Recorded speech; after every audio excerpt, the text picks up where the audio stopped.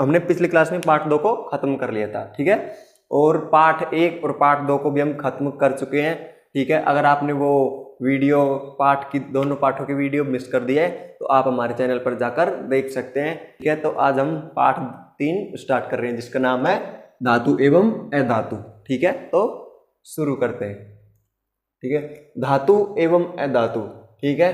हम इसमें पढ़ेंगे इस पार्ट में, पहले हम समझ लेते हैं क्या पढ़ेंगे, किससे शुरुआत करेंगे, क्या क्या है जो, ठीक है। तो हम पढ़ेंगे धातु एवं अधातु। धातु क्या होती है, धातु के भौतिक गुण धर्म, धातु क्या काम आती है, कौन कौन सी धातुएं होती है। और अधातु के गुण धर्म पढ़ेंगे, अधातु क्या काम आती है, कौन कौन सी अधातुएं होती है, ठीक है। चैप्टर के नेम से पता लग रहा है, धातु एवं अधातु के बारे में पढ़ेंगे हम, ठीक है। तो स्टार्ट यहीं से करते हैं, धातु। तो धातु के गुण धर्म देखते हैं हम कि धातु कौन सी चीज होगी। धातु किस चीज को कहेंगे हम, जिसमें क्या क्या गुणवत्ताएं होंगी, मतलब क्या क्या प्रॉपर्टीज होंगी उसकी, जिससे हम धातु कह सकते हैं, ठीक है। ऐसी कौन कौन सी चीजें होनी चाहिए जिसे हम धातु कह सकें, ठीक है।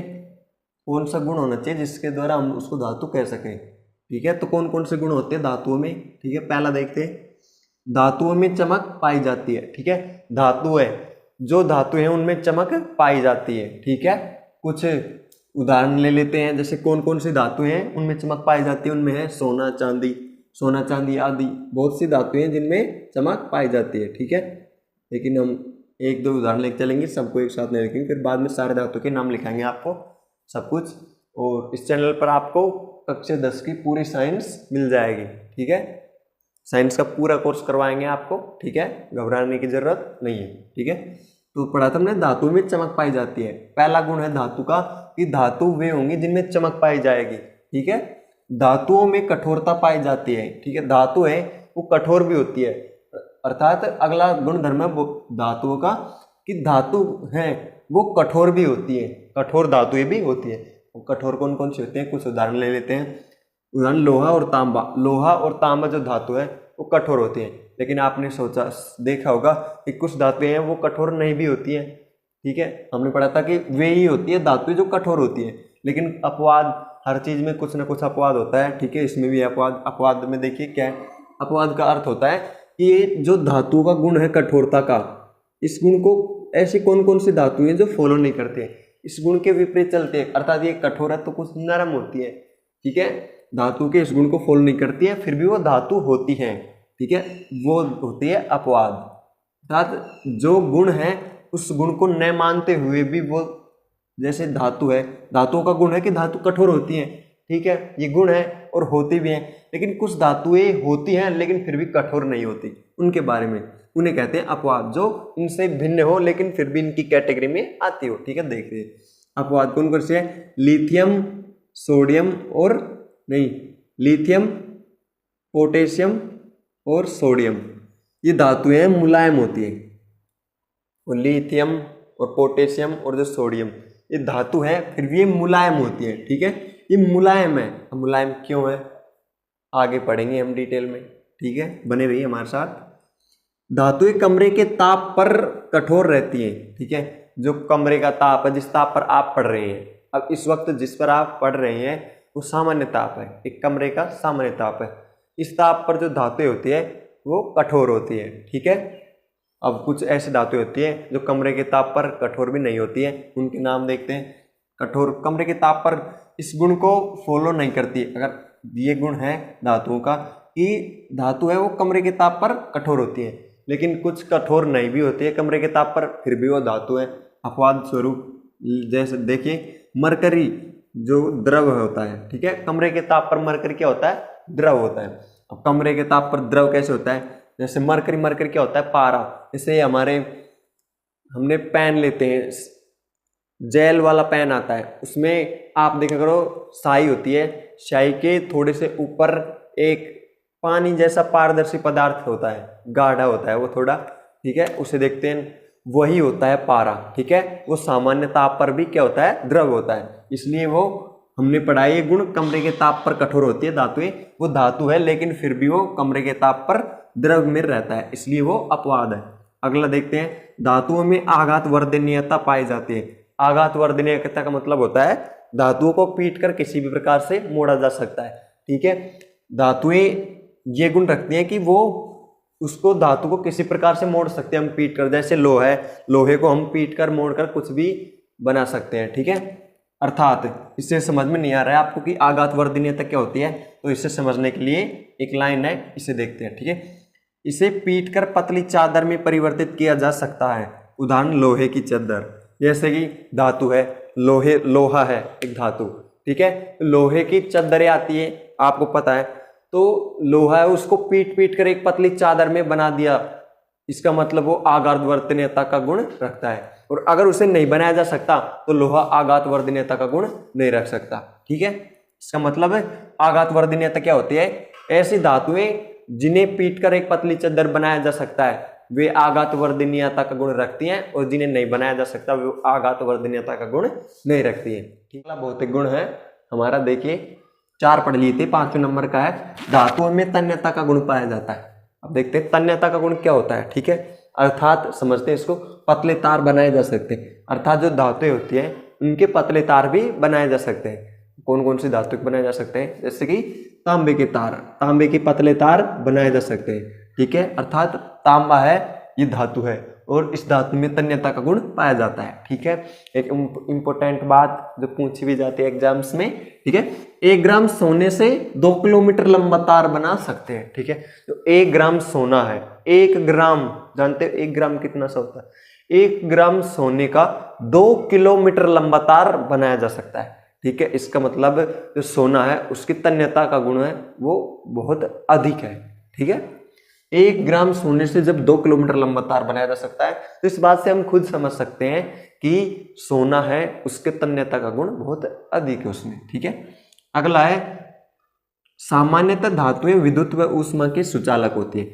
जो अधिकतर जो धातुएं देखेंगे हम वो विद्युत यानी जो करंट है उनमें दौड़ता है, विद्युत और ऊष्मा, जो ऊष्मा है अगर हम उन्हें ऊष्मा देंगे तो वो ऊष्मा का प्रदर्शन करती है, ऊष्मा लेती है, ग्रहण करती है, ठीक है।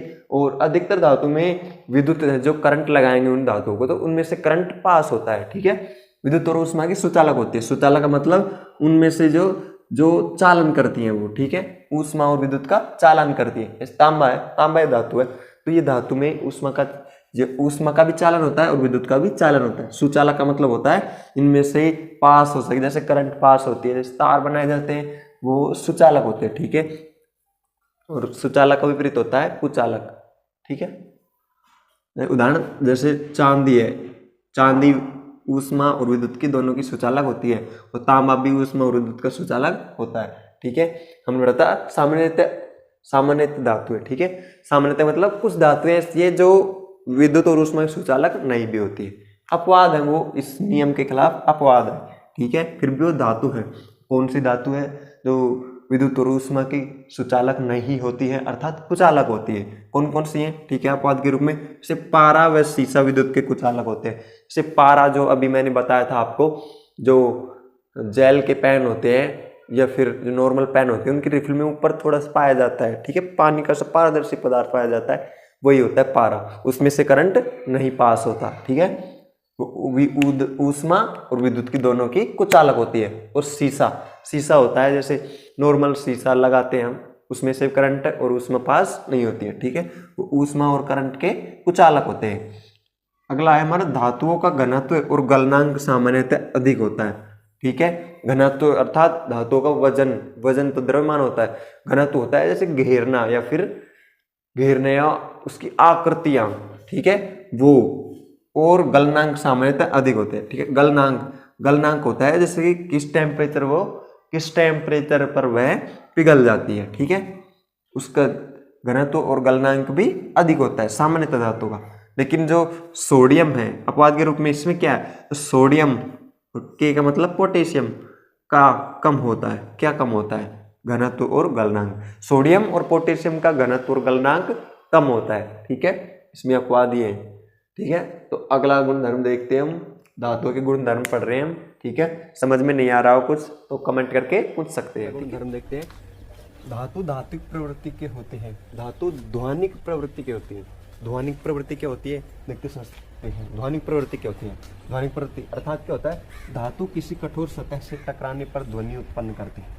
अगर धातु है उसको किसी कठोर सतह से टकराएंगे या फिर गलती से टकरा जाएगी तो ध्वनि उत्पन्न करेगी। जैसे लोहा है, लोहे को अगर किसी कठोर सतह से टकराएंगे तो वह ध्वनि उत्पन्न करता है। आप सभी देखते हैं, सामान्य उदाहरण से समझ सकते हैं। लोहे को अगर किसी कठोर सतह से टकराया जाएगा तो वह ध्वनि उत्पन्न करेगा, सामान्य सी बात है, ठीक है।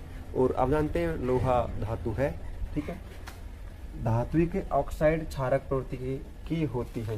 जो धात्विक ऑक्साइड होते हैं, तो धातु जो ऑक्साइड होते हैं वो क्षारक प्रवृत्ति की होती है। जैसे धातु ऑक्साइड है वो क्षारक प्रवृत्ति की होती है। मैंने बताया था कि क्षारक और अम्ल में पहचान, जैसे MgO मैग्नीशियम ऑक्साइड, ऑक लग जाता है, वो क्षारक प्रवृत्ति के होते हैं, ठीक है। मैंने बताया था आपको। और ये धातुओं के गुणधर्म हो चुके हैं। अब पढ़ेंगे अधातुओं के गुणधर्म। पाठ का नाम था धातु एवं अधातु। तो धातुओं के पढ़ लिए अधातुओं के भौतिक गुणधर्म। अधातुओं के भौतिक गुणधर्म कौन कौन से होते हैं, ठीक है। तो पहला देखते हैं, अधातु चमकीले नहीं होते। धातु चमकीले होते थे लेकिन अधातु चमकीले नहीं होते हैं, ठीक है। कैसे होते हैं देखते हैं। जैसे कौन सी है धातु जो चमकीली नहीं होती है, ठीक है, वो है कार्बन। कार्बन देखा होगा आपने, कार्बन आते हैं ग्राइंडर वगैरह मशीनों में कार्बन लगाए जाते हैं, आपने देखा होगा कार्बन। तो कार्बन चमकीला नहीं होता है, ठीक है। अपवाद, जैसे कि धातु में अपवाद थे उसी प्रकार अधातु में कुछ तो अपवाद होंगे। अपवाद तो हर जगह मिलते हैं, हमारे दैनिक दिनचर्या में देखो कुछ लोग ऐसे होते हैं बिल्कुल अपवाद ही हैं वो इस जीवन में। अपवाद, आयोडीन की सतह चमकीली होती है। जो आयोडीन है उसकी सतह कैसी होती है, चमकीली होती है, जबकि आयोडीन अधातु है और उसकी सतह चमकीली है, तो अपवाद हुआ ना, ठीक है। अगला है अधातु कठोर नहीं होते, ठीक है।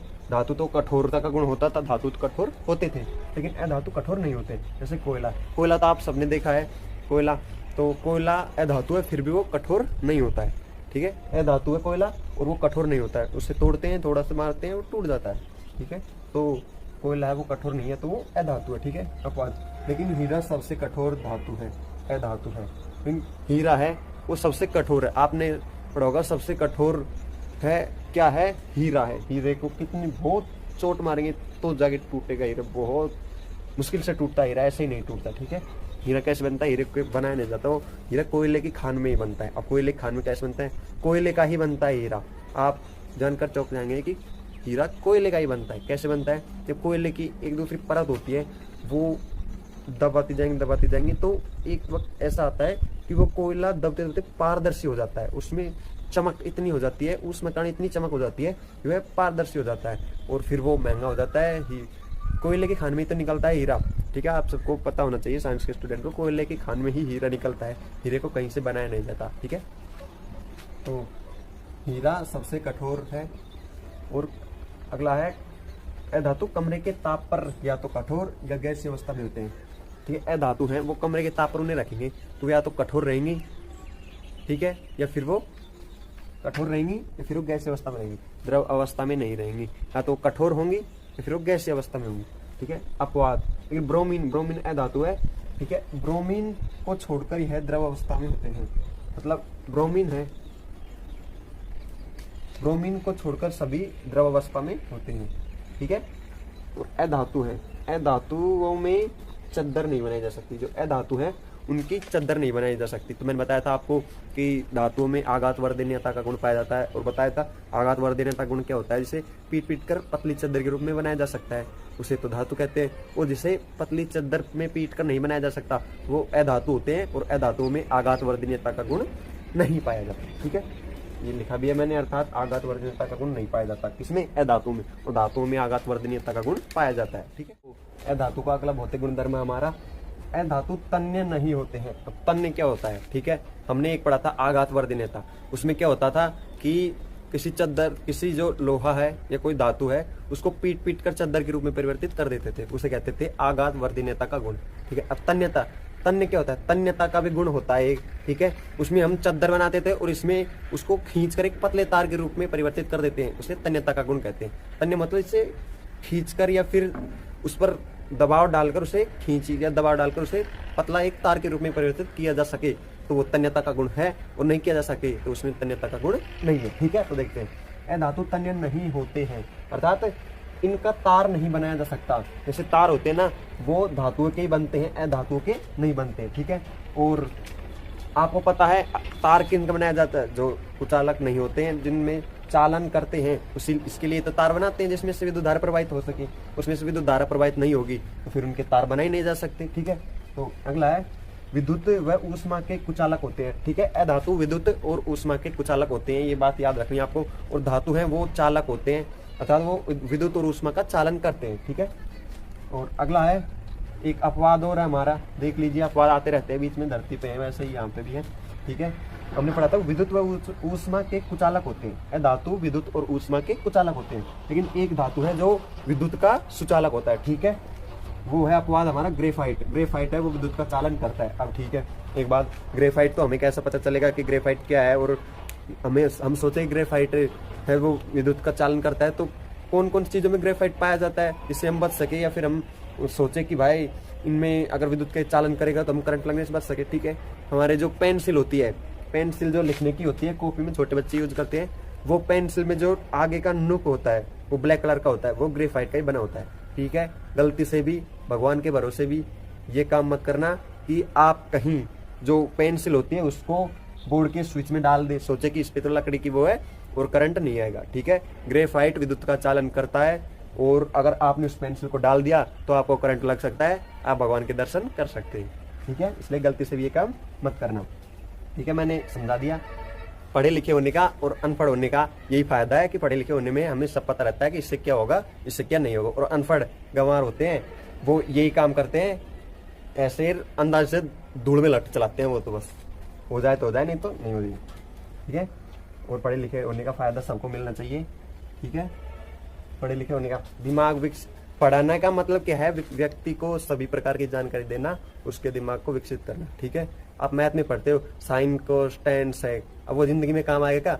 आपको मान लिया पुलिस की नौकरी करनी है तो वहां पे तो क्या काम आएगा, दौड़ देखेंगे, आपको परीक्षा पास करनी पड़ेगी, जी के नॉलेज होनी चाहिए सब चीज के, आपको ये देखेंगे, वो ये थोड़ी देखेंगे कि साइन कहाँ है, कोस कहाँ है, टेन कहाँ है। वो सिर्फ दिमाग को विकसित करने के लिए होते हैं, दिमाग को अच्छी प्रकार से चले, दिमाग फिर किसी चीज को अच्छी तरह से कैप्चर कर सके, इसलिए होते हैं। ठीक है, पढ़ाई का मतलब ये नहीं है कि आपको ये सब सीखना ही पड़ेगा, ये ऐसी भी चीजें होती है जो सिर्फ दिमाग को विकसित करती हैं, आगे काम नहीं आती है। ठीक है, लेकिन उनको पढ़ के हम दिमाग को विकसित कर सकते हैं। ठीक है, एक तो आप पढ़े लिखे व्यक्ति को देखते हो और एक अनपढ़ गंवार व्यक्ति को देखते हो, रहन सहन में और अन्य चीजों में बहुत से फर्क आ जाते हैं। पढ़े लिखे होने का अनेकों फायदे हैं, इतने फायदे हैं जितने हम प्रोटीन खाते हैं ना उसका फायदा नहीं, इतना पढ़े लिखे होने का फायदा। ठीक है, अपने टॉपिक पे आते हैं। विद्युत तो उसमें कुचालक होते हैं। ठीक है, ग्रेफाइट चालन करता है, ऊष्मा का भी चालन करता है और विद्युत का भी चालन करता है। ठीक है, कुचालक, ठीक है, आप समझना कि भाई मैंने कहा था कि विद्युत का चालन करते हैं, तो चालक और कुचालक क्या होते हैं। ठीक है, कुचालक का मतलब होता है जो जिसमें से विद्युत धारा प्रवाहित नहीं की जा सकती ना, उसे कुचालक कहते हैं, और जिनमें से विद्युत धारा प्रवाहित की जा सकती है, विद्युत धारा का चालन करते हैं, उन्हें चालक कहते हैं। चालक और कुचालक दो शब्द है। ठीक है, इनमें समझ लेना आप। वैसे आप 99% तो जानते होंगे, लेकिन कुछ होते हैं अपवाद क्लास में भी, जैसे कि यहाँ पे है। ठीक है, अधातु का घनत्व और गलनांक कम होता है। ठीक है, तो अधातु है उसका घनत्व और गलनांक क्या होता है, जिस ताप पर वो पिघल जाती है, कम होता है, मतलब कम ताप पर ही धातु पिघल जाएगी। ठीक है, अब देखिए, अब समझेंगे हमने पढ़ा था अधातु में, हमने पढ़ा था उदाहरण कोयला। ठीक है, तो कोयले को कम ताप देंगे तो ये जलने लग जाएगा। ठीक है, तो उसका गलनांक क्या हुआ, कम हुआ।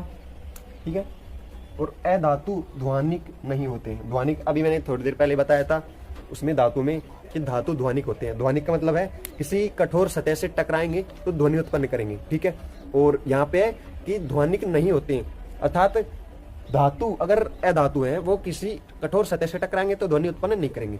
ठीक है, अब जैसे कि आप सब जानते हो, अगर हम किसी चीज को करके देखते हैं तो हमें वो याद रहती है, और ऐसे पढ़ लेते हैं वो करते हैं तो वो भूल जाते हैं। ठीक है, आज सभी एक एक्सपेरिमेंट करेंगे, छोटा सा एक्सपेरिमेंट है। मैंने कहा था धातु ध्वनिक प्रवृत्ति के होते हैं और अधातु ध्वनिक प्रवृत्ति के नहीं होते हैं। ये एक्सपेरिमेंट छोटा सा है बिल्कुल। अगर आपके घर में चूल्हा होता है तो उससे में लकड़ी जलाते हैं। ठीक है, आपके पास कोयला नहीं होगा, मुझे पता है, क्योंकि आप कोयले के खान में तो जाते नहीं हो। ठीक है, तो कोयला घर पे बनाएंगे, कैसे बनाएंगे। ठीक है, लकड़ी जलती है, लकड़ी जलती है, उसकी आग रहती है, उस पर पानी डालेंगे तो वो कोयला बन जाएगा। ठीक है, गर्म के हाथ मत लगा देने वाला, जल जाओगे। ठीक है, तो वो ठंडा होने के बाद उसे उठाएंगे। ठीक है, कोयला मैंने बताया था भी आपको कि अधातु होता है, और मैंने बताया था कि अधातु है वो ध्वनिक प्रवृत्ति के नहीं होते। अगर एक आप लीजिए, एक हाथ में लोहा और एक हाथ में लीजिए कोयला, तो किसी कठोर सतह से या फिर किसी दीवार से आप ऐसे, अगर ऐसे लोहे की मारेंगे दीवार पे, तो आवाज आएगी, ठीक है। और कोयले को मारोगे ना तो आवाज नहीं आएगी। इससे आपको पता चल जाएगा कि धातु ध्वनिक प्रवृत्ति के होते हैं, अगर अर्थात कठोर सतह से टकराने पर ध्वनि उत्पन्न करते हैं, और अधातु कठोर सतह से टकराने पर ध्वनि उत्पन्न नहीं करते हैं, ठीक है। और अधातु हैं वो कठोर नहीं होते। अगर आप किसी अधातु हैं वो कठोर नहीं होते। अगर कोयले को आप चलाओगे तो वो चलने लग जाएगा, ठीक है, धीरे धीरे उसका चूर्ण बन जाएगा। लेकिन अगर आप लोहे को चलाओगे तो लोहा आसानी से नहीं चलेगा, उससे तो काटा जा सकता है, ठीक, सिर्फ ऐसे ही नहीं बनेगा, क्योंकि कोयला है, जो कोयला है वो अधातु है और लोहा है वो धातु है, और धातु कठोर होते हैं, ठीक है। अधातु ध्वनिक नहीं होते हैं, ठीक है। अधात्विक ऑक्साइड अम्लीय प्रवृत्ति के होते हैं। मैंने धातु में पढ़ाया था आपको कि धातु हैं वो क्षारीय प्रवृत्ति के होते हैं, धातु ऑक्साइड क्षारीय प्रवृत्ति के होते हैं, और अधातु क्या होते हैं, अम्लीय प्रवृत्ति के होते हैं, ठीक है। दोनों धातु और अधातु। अब एक बात समझेंगे, हम किसी चीज का विपरीत पढ़ते हैं तो क्या लगाते हैं, जैसे कि कोई चीज है तो उसका विपरीत पढ़ने के लिए या तो उस पर ए लगा देते हैं या फिर न लगा देते हैं, ठीक है। वैसे ही धातु है तो धातु का मतलब होता है, धातु आ जाती है उसमें, और अधातु जो धातु नहीं है, धातु के अलावा जो होंगी वो अधातु होंगी, ठीक है। तो धातु के जैसे विपरीत नाम में आ गया वैसे इसमें भी विपरीत आ जाएगा। वो क्षारीय है तो ये अम्लीय है, वो अधात्विक ऑक्साइड है तो वो भी अधात्विक ऑक्साइड है, लेकिन वो क्षारीय प्रवृत्ति के थे और यहाँ पर अम्लीय प्रवृत्ति के होते हैं, ठीक है। तो दोस्तों अब करेंगे हम एक्सपेरिमेंट। मैंने बताया था आपको एक्सपेरिमेंट करने के लिए कहा था, लेकिन मैंने सोचा कि आप क्या करेंगे, कहाँ से कोयला लेके आएंगे, और मैं आपको ये एक्सपेरिमेंट करके बता देता हूँ, ठीक है। तो एक्सपेरिमेंट करने के लिए ये रही, ये हमारा अधातु, ये रही धातु, लोहे की धातु फूकनी, चूल्हे में काम आती है, सब जानते हो, और ये हमारी कठोर सतह, ठीक है। पहले हम कठोर सतह से धातु को मारेंगे तो देखना आवाज कितनी आती है, कैसे आती है, क्या आती है, ठीक है। आ रही है ना आवाज, नहीं आ रही तो कान साफ करा लेना, ठीक है। और ये है हमारी अधातु, इसको अब हम कठोर सतह से मारेंगे। हमने कहा था कि अधातु है वो धात्विक ध्वनिक प्रवृत्ति की नहीं होती है, अर्थात किसी कठोर सतह से अगर अधातु को टकराएंगे तो ध्वनि उत्पन्न नहीं करेगी। तो देखते हैं करते हैं कि नहीं, कि मैं ऐसे ही धूल में लठ मार रहा था, देखे आ रही क्या आवाज, नहीं आ रही होगी। और देखिए धातु को करते तो उत्पन्न कर रही है ना ध्वनि, ठीक है। तो ऐसे धातु के रासायनिक गुण धर्म में हम आगे पढ़ेंगे।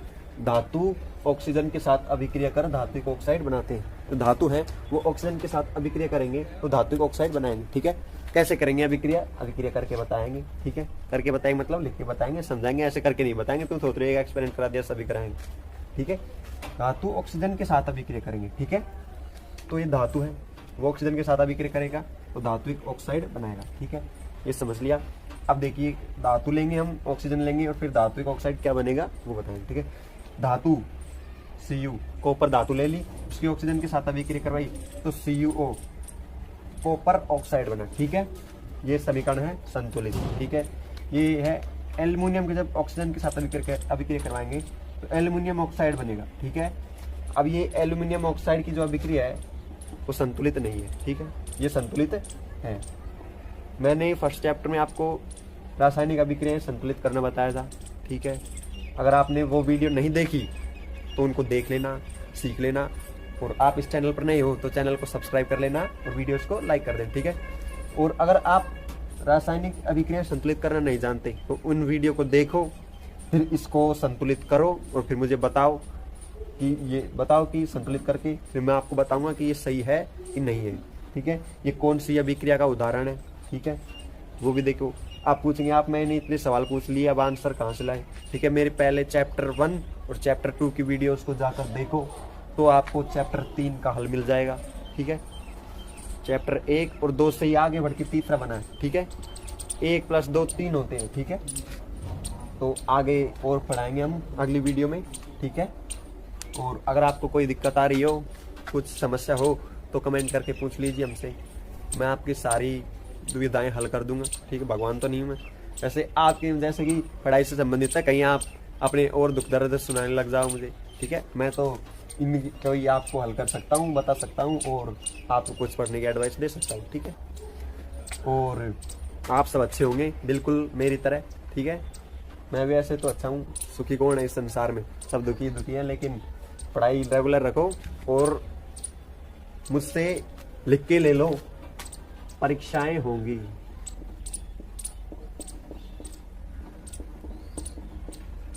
लिख दिया मैंने, इसकी स्क्रीनशॉट ले लो, मैंने लिख के दे दिया आपको। इस बार चाहे आंधी आए, तूफान आए, कोरोना आए, कोरोना का बच्चा आए, कोई भी आए, एग्जाम होंगी तो होंगी। ठीक है, अगर आप हमारी क्लासेस रेगुलर लेते रहे तो मैं आपको गारंटी दे रहा हूँ 100 में से 100 तो नहीं ला सकते आप।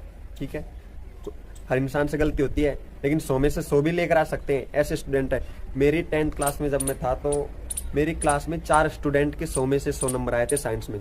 ठीक है, आप भी 100 में से 100 ला सकते हैं, आप में वो क्वालिटी है, लेकिन आपको उसके लिए क्या करना पड़ेगा, रेगुलर क्लासेस लेते रहनी पड़ेगी। कोई डाउट हो तो पूछना पड़ेगा। ठीक है, और आप सब कर सकते हो ये। ठीक है, और हमारे चैनल को सब्सक्राइब कर लीजिए, जुड़ जाइए हमारे साथ। एग्जाम तो होंगी इस बार, कोई भी नहीं रोक सकता एग्जाम होने से, चाहे वो कैसी भी स्थिति में हो, कोरोना आए चाहे कुछ भी आए, एग्जाम तो होंगी, 100% होगी एग्जाम तो, क्योंकि एक बार प्रमोट कर दिया आपने। पूरी जीवन में आपका जितना भी जीवन है उसमें आपने देखा होगा कि बोर्ड क्लासेस को कभी प्रमोट नहीं किया गया, लेकिन एक बार कर दिया गया तो एक बार कर दिया गया तो इसका मतलब वापस होने के चांस ही नहीं है, चाहे परीक्षाएं अब हो बाद में हो किसी भी प्रकार से हो, लेकिन एग्जाम तो होंगी। इसलिए आपको पढ़ना पड़ेगा, कहीं रह मत जाना कि एग्जाम नहीं होंगी वो और कहीं फेल वेल हो जाओ। तो रेगुलर क्लासेस लेते रहो, यहाँ पे एसकेएस क्लासेस बांदीकुई से जुड़ जाइए। ठीक है, और अपने दोस्तों को बता दीजिए रेगुलर क्लासेस चलेंगे अब यहाँ पर। ठीक है, आप ऑनलाइन पढ़ सकते हो यहाँ से। ठीक है, धन्यवाद। धातुएं O2 के साथ भिन्न भिन्न प्रकार से अभिक्रिया करते हैं। जो धातुएं हैं उनको, जैसे एल्युमिनियम, मैग्नीशियम, लोहा, तांबा, ये धातु है वो O2 के साथ किस प्रकार से अभिक्रिया करती है। ठीक है, अगर ये O2 के संपर्क में आएंगी तो कैसा व्यवहार करेंगी, क्या रिएक्शन देंगी। ठीक है, तो सबसे पहले देखते हैं लोहे को। लोहा को जब वायु में गर्म करते हैं तो कोई अभिक्रिया नहीं देता है। ठीक है, जब लोहे को हम वायु की उपस्थिति में गर्म करेंगे तो कोई अभिक्रिया नहीं देगा। ठीक है, लेकिन लोह चूर्ण को वायु में गर्म करने पर वह जलने लगता है। जैसे लोहे का चूर्ण होगा, उसको अगर हम वायु की उपस्थिति में गर्म करेंगे तो वो लाल हो जाएगा, बिल्कुल जलने का मतलब है वो बिल्कुल लाल हो जाएगा, ऐसा लगेगा कि जैसे कि ये जल रहा है, इस प्रकार प्रतीत होगा हमें, इसलिए यहाँ पर जलने का शब्द प्रयोग किया गया है। ठीक है, अगला देखते हैं सोडियम, पोटेशियम। ठीक है, ये नेम है उनके। ठीक है, प्रतीक चिन्ह जिनसे लिखे जाते हैं। ठीक है, अगर आप ये नहीं जानते हैं तो पढ़ लेना, ये प्रतीक चिन्ह से ही आगे कोई भी नाम नहीं बताएगा, सिर्फ प्रतीक चिन्ह ही बताएंगे। ठीक है, प्रतीक चिन्ह से आपको पता लगाना पड़ेगा। ठीक है, यह Na सोडियम और K का मतलब होता है पोटेशियम। सोडियम पोटेशियम अधिक अभिक्रियाशील होते हैं। जो सोडियम और पोटेशियम धातु हैं वो अधिक अभिक्रियाशील होते हैं। ठीक है, तो अधिक अभिक्रियाशील होते हैं तो क्या करेंगे, ये अधिक अभिक्रियाशील होते हैं, इस कारण से इन्हें O2 के संपर्क में आने पर ये आग पकड़ लेते हैं। जैसे ही ये O2 के संपर्क में आएंगे, जैसे O2 के संपर्क में कैसे आएंगे, ठीक है, जो सोडियम का टुकड़ा है तो O2 वायुमंडल में O2 गैस है, उससे अगर जैसे रिएक्शन करेंगे तो ये आग पकड़ने लग जाएंगे। ठीक है, जैसे कि कोई सोडियम का टुकड़ा लिया हमने और अगर उसको थोड़ी देर खुली हवा में छोड़ देंगे, सोडियम या पोटेशियम को थोड़ी देर खुली हवा में छोड़ देंगे तो खुली हवा की जो ऑक्सीजन होगी उससे वो रिएक्शन करेंगे और रिएक्शन करके जलने लगेंगे। ठीक है, और जलने लगेंगे तो ऐसे हम उन्हें खुला नहीं छोड़ सकते, तो उन्हें जलने से बचाने के लिए क्या करना होगा। ठीक है, देखते हैं, जल्द ही आग पकड़ लेते हैं। ठीक है, संपर्क में आने पर आग पकड़ लेते हैं। जो सोडियम और पोटेशियम है वो अधिक अभिक्रियाशील होते हैं, तो ये O2 के संपर्क में आने पर आग पकड़ लेते हैं। इस कारण आग पकड़ने से बचाने के लिए इन्हें केरोसिन के तेल में डुबोकर रखा जाता है। ठीक है, जो सोडियम और पोटेशियम है वो ऑक्सीजन के संपर्क में आने से जल्द ही आग पकड़ लेते हैं। ठीक है, तो आग पकड़ने से बचाने के लिए जो केरोसिन का तेल होता है, गांव में इसको मिट्टी का तेल भी बोलते हैं, तो उस मिट्टी के तेल में उनको डुबो कर रखते हैं। ठीक है, मिट्टी का तेल कम क्रियाशील होता है। ठीक है, तो उनकी क्रियाशीलता को नष्ट कर देता है। ठीक है, मिट्टी के तेल में डुबो कर रखेंगे तो वो वायु के संपर्क में नहीं आ पाएगा, और वायु के संपर्क में नहीं आ पाएगा तो वो जलने नहीं लगेंगे। ठीक है, मिट्टी के तेल में जो ऑक्सीजन है उसकी मात्रा कम होती है, इस कारण उसे मिट्टी के तेल में रखते हैं। किसको, सोडियम को और पोटेशियम को। ठीक है, आगे देखते हैं, मैग्नीशियम, एल्यूमिनियम, जिंक व Pb ये सभी O2 के साथ धीमी गति से अभिक्रिया करते हैं। ठीक है, Mg मैंने कहा था प्रतीक चिन्ह है, तो मैं बता देता हूँ फिर से, आपको याद रखनी है प्रतीक चिन्ह भी। Mg का मतलब होता है मैग्नीशियम, एल्यूमिनियम, जिंक, और Pb का मतलब होता है सीसा। ये सभी O2 के साथ धीमी गति से अभिक्रिया करते हैं। ठीक है, O2 के साथ धीमी गति से अभिक्रिया करते हैं। जो मैग्नीशियम है, एल्यूमिनियम है और जिंक है और जो सीसा है ये O2 के साथ धीमी गति से विक्रिया करते हैं। ठीक है, अब देखते हैं एल्यूमिनियम की, जैसे कि एल्यूमिनियम की रेलिंग वगैरह होती है। ठीक है, और मैग्नीशियम धातु होती है, जिंक भी धातु होती है, और सीसा भी जानते हैं, सीसा लेड, ये धातु होती है, कम क्रियाशील होते हैं, जैसे कि इन्हें ऑक्सीजन की उपस्थिति में खुला छोड़ सकते हैं। ये किसी प्रकार के ऑक्सीजन से अभिक्रिया नहीं करती है। कहने का मतलब ये है कि करती तो है लेकिन बिल्कुल धीरे धीरे करती है, इसका नगण्य के बराबर मान सकते हैं। तो धीमी गति से अभिक्रिया करती है, तो इस कारण इन धातुओं पर ऑक्सीजन की परत आ जाती है। जैसे कि एल्यूमिनियम। ठीक है, तो एल्यूमिनियम को जब हम खुले वातावरण में छोड़ देंगे तो वो अभिक्रिया नहीं करेगी। कहने का मतलब है अभिक्रिया तो करेगी लेकिन बिल्कुल नगण्य मात्रा में करेगी। तो नगण्य मात्रा में अभिक्रिया करने से जो उसकी बाहरी परत होगी, उस बाहरी परत के चारों ओर ऑक्सीजन की एक पतली सी लेयर आ जाएगी। ठीक है, ऑक्सीजन की परत आ जाती है। ठीक है, किसके से? मैग्नीशियम, एल्यूमिनियम, जिंक और लेड, पीबी, सीसा। ठीक है, Cu, कॉपर ऑक्सीजन के साथ अभिक्रिया कर CuO बनाता है। ठीक है, जो कॉपर है, Cu का मतलब होता है कॉपर। ठीक है, प्रतीक चिन्ह है, कॉपर का प्रतीक चिन्ह है Cu। तो जब कॉपर की ऑक्सीजन के साथ अभिक्रिया कर, ऑक्सीजन के साथ ऐसे अभिक्रिया नहीं होती है जैसे कि कॉपर लिया और ऑक्सीजन लिया ऐसे मिला दिया, नहीं, कॉपर को जब खुला छोड़ देंगे ऑक्सीजन में तो वो ऑक्सीजन के साथ अभिक्रिया कर लेगा। ठीक है, या फिर लैब में कराई भी जाती है ऐसी अभिक्रियाएं, ऐसी कोई बात नहीं है। ठीक है, कॉपर और ऑक्सीजन की अभिक्रिया होगी तो दोनों मिलकर एक रिएजेंट उत्पाद का निर्माण करेंगे, जिसे कॉपर ऑक्साइड कहते हैं। ठीक है, जिसका सूत्र होता है, कॉपर का तो होता है Cu और ऑक्सीजन का होता है O2, दोनों मिलकर CuO, इसे कहते हैं कॉपर ऑक्साइड। ये बना लेते हैं ऑक्सीजन और कॉपर अभिक्रिया करके कॉपर ऑक्साइड बनाते हैं, जिस पर काले रंग की परत बन जाती है। जैसे कि कॉपर है, कॉपर की जब ऑक्सीजन, जो वातावरणीय ऑक्सीजन है उसके साथ अभिक्रिया होगी तो कॉपर ऑक्साइड बना लेगा। तो कॉपर ऑक्साइड बनाने के कारण कॉपर ऑक्साइड बनेगा तो कॉपर है, जो कॉपर है शुद्ध कॉपर, उसके ऊपर ऑक्सीजन की परत आ जाएगी, ऑक्साइड की परत आ जाएगी, और वो कैसे रंग की होगी? काले रंग की होगी। ठीक है, काले रंग की ऑक्साइड की परत चारों ओर आ जाती है। जैसे कि कोई कॉपर है, कॉपर का मतलब होता है तांबा। ठीक है, तांबा तो देखा होगा मोटर वगैरह में निकलते हैं, कुछ काले भी होते हैं, वो क्या है? धीमी गति से ऑक्सीजन के साथ अभिक्रिया कर लेते हैं, जिससे वो कॉपर ऑक्साइड बन जाता है।